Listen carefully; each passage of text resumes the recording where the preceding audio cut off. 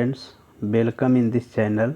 इस वीडियो में हम लोग क्लास 11th सब्जेक्ट केमिस्ट्री का first chapter some basic concept of chemistry का इम्पॉर्टेंट टॉपिक स्टोइकियोमेट्री से रिलेटेड ऑब्जेक्टिव क्वेश्चंस का सॉल्यूशन और डिस्कशन करने जा रहे हैं। तो बिना देर किए हुए वीडियो को शुरू करते हैं।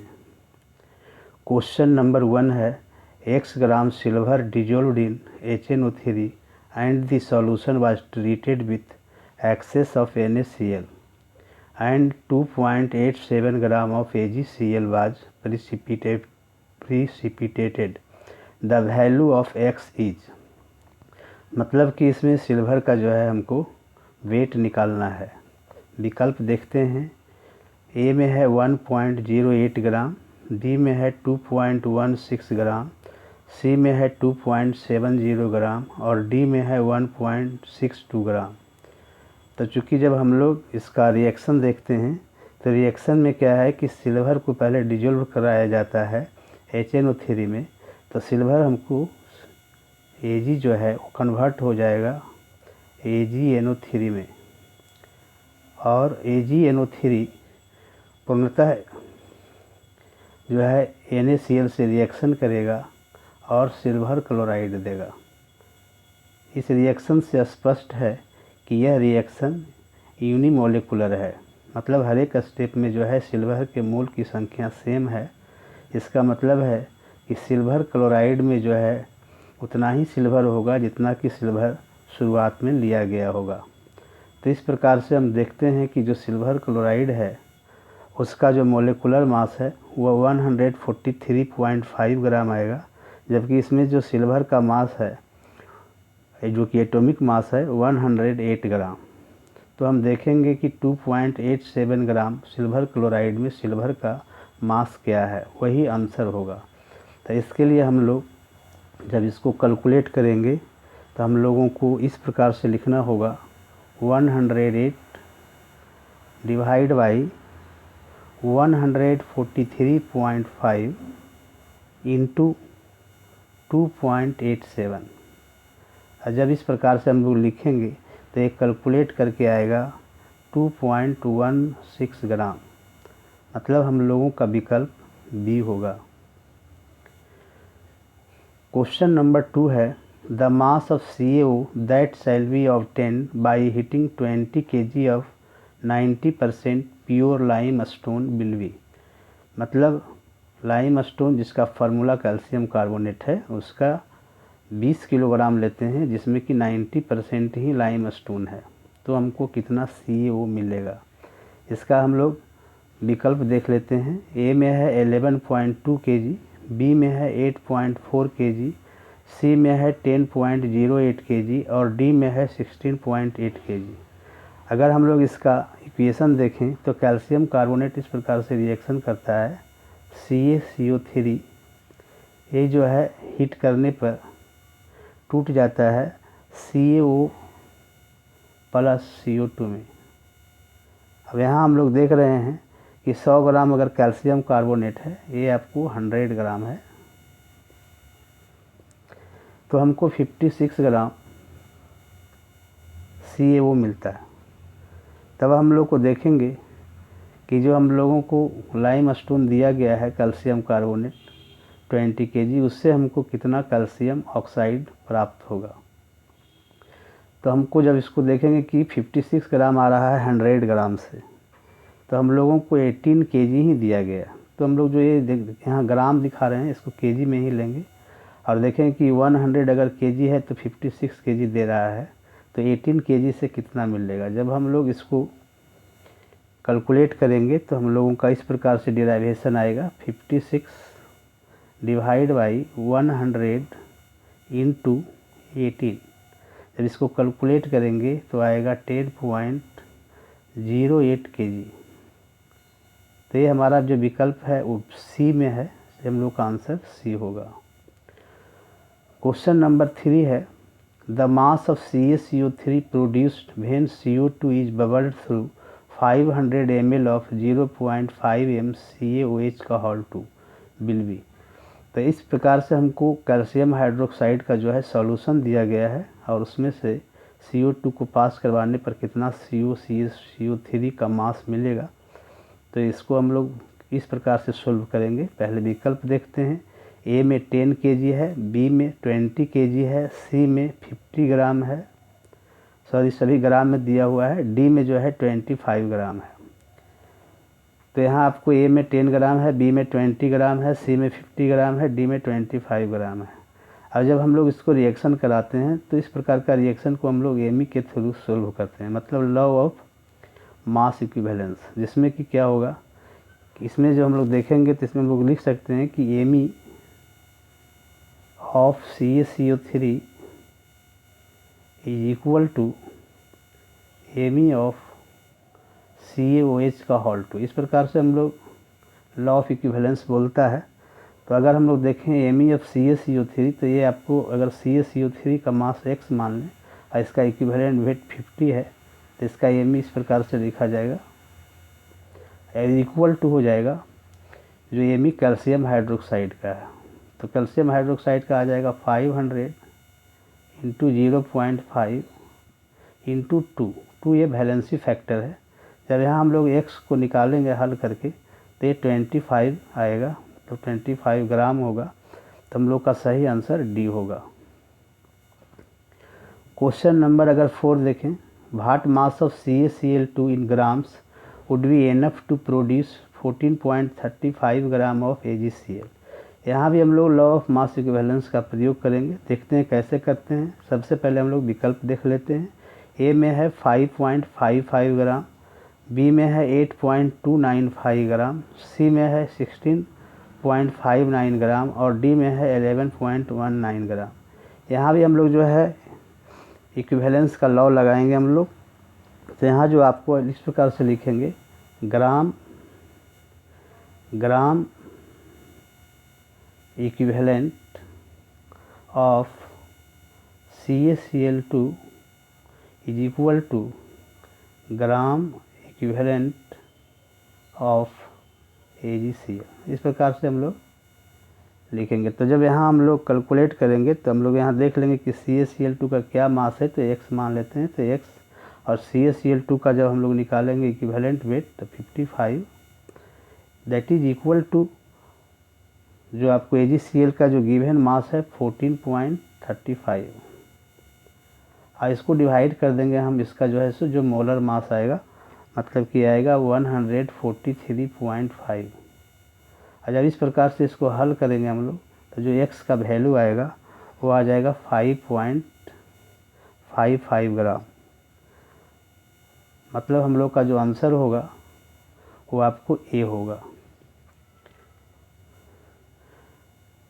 क्वेश्चन नंबर 5 है, the mass of 70% H2SO4 by mass required for neutralization of 1 mole of NaOH। 1 mole NaOH दिया गया है, मतलब 40 ग्राम, और इसका इक्विवेलेंट वेट भी 40 ग्राम ही होता है। तो इसको जो है न्यूट्रलाइज करने के लिए H2SO4 के कितने मास की ज़रूरत होती है। इसका विकल्प देख लेते हैं। ए में है 49 ग्राम, बी में है 98 ग्राम, सी में है 70 ग्राम और डी में है 34.3 ग्राम। अब यहाँ हम लोग देखें कि 1 मोल NaOH को जो है न्यूट्रलाइज करने के लिए हमको 49 ग्राम H2SO4 चाहिए, क्योंकि H2SO4 का इक्विवेलेंट वेट 49 होता है और 1 मोल NaOH का भी इक्विवेलेंट वेट जो है 40 ग्राम। तो ये जो है इक्वल इक्विवेलेंट होना चाहिए दोनों का। तो 49 ग्राम हमको H2SO4 चाहिए, जबकि हमारा जो H2SO4 का परसेंटेज है 70% है गिवन सैंपल में। तो जब इसको हम लोग देखेंगे तो इस प्रकार से लिखेंगे कि चूँकि 70 ग्राम अगर हमको H2SO4 नीड्स, तो हमको 100 ग्राम H2SO4 चाहिए, तभी हमको 70 ग्राम H2SO4 मिल सकता है। तो हमको यहाँ जो है सो आपको नीड्स कितना है NaOH को कम्प्लीटली न्यूट्रलाइज करने के लिए 49 ग्राम। तो यहाँ आपको आ जाएगा 100/70 इंटू 49। जब इसको कैलकुलेट करोगे तो ये आपको 70 ग्राम आएगा। मतलब आपका जो सही आंसर होगा वह सी होगा। क्वेश्चन नंबर 6 है NO nitric oxide reacts with oxygen to form NO2 when 10 gram of NO2 is formed during this reaction the mass of O2 is consumed. तो यहाँ हम लोग को देखें विकल्प क्या है। ए में है 1.90 ग्राम, बी में है 5.0 ग्राम, सी में है 3.48 ग्राम और डी में है 13.9 ग्राम। अब यहाँ हम लोगों को अगर देखें कि रिएक्शन ये किस प्रकार से करता है, तो इसका जो रिएक्शन जो होता है वो इस प्रकार से होता है कि 2NO प्लस O2 2NO2। इस रिएक्शन में यह स्पष्ट है कि यहाँ जो हमको NO2 चाहिए वो आपको 92 ग्राम प्रोड्यूस हो रहा है, जबकि हमको जो O2 यहाँ लग रहा है वो 32 ग्राम लग रहा है। तो ये स्पष्ट है कि हमको कितना ऑक्सीजन चाहिए। The mass of O2 is consumed, तो 92 के लिए हमको 32 चाहिए। ये क्लियर है यहाँ रिएक्शन से। तो हमको 10 ग्राम के लिए कितना चाहिए, तो हम लोग को इस इक्वेशन अगर बनाएंगे हम लोग तो आएगा क्या 32/92 इंटू 10।